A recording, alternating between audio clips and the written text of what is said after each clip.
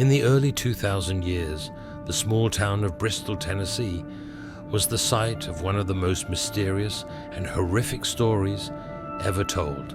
This story began with an ordinary teenager, 15-year-old Michael Harper, a student at Bristol High School. Michael was a shy boy, withdrawn but very diligent. He lived with his mother, who worked as a nurse, in an old house on the outskirts of town. Everything changed one chilly fall night when Michael came home from a walk in the woods. He looked unusually worried and told his mother that he had been attacked by a large animal. The laceration on his arm looked deep, but not fatal. Michael claimed it was a wolf. However, the people of Bristol claimed that wolves had not been seen in these parts for very many years. His mother treated and bandaged the wound. However, strange things began to happen to Michael. The first thing she noticed was his heightened sense of smell. He could smell dinner even before his mother called him to the table. Then his behavior changed. He became more irritable. Michael's dreams became restless, filled with images of running shadows and the moon floating in the black sky. A few weeks later, his classmates began to notice strange things.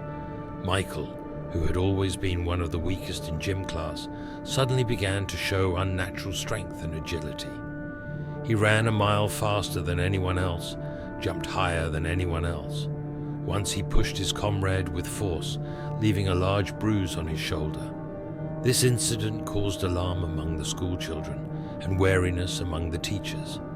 However, the strangest thing happened on Halloween. The night was clear and the moon was shining, unusually bright.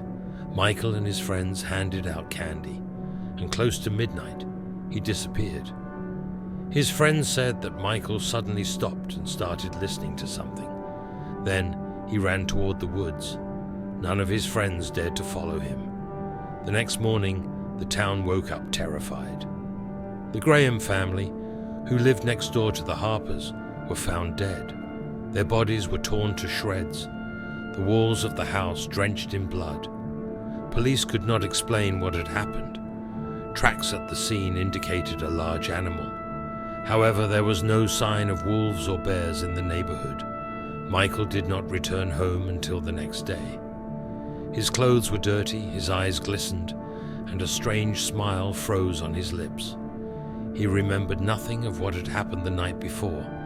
However, his mother, noticing that his fingernails were longer and sharper and his skin hot to the touch, began to suspect something was wrong. Events continued to unfold.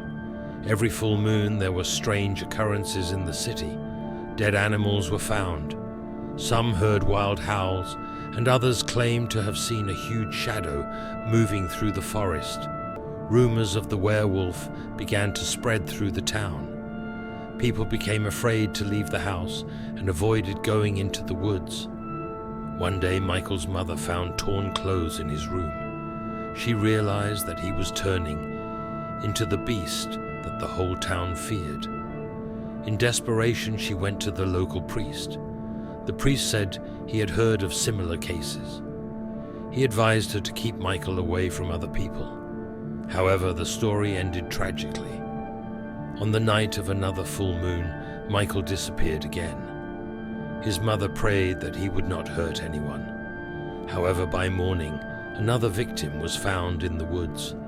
This time it was tourists staying at a campground near the city. The police began combing the neighborhood.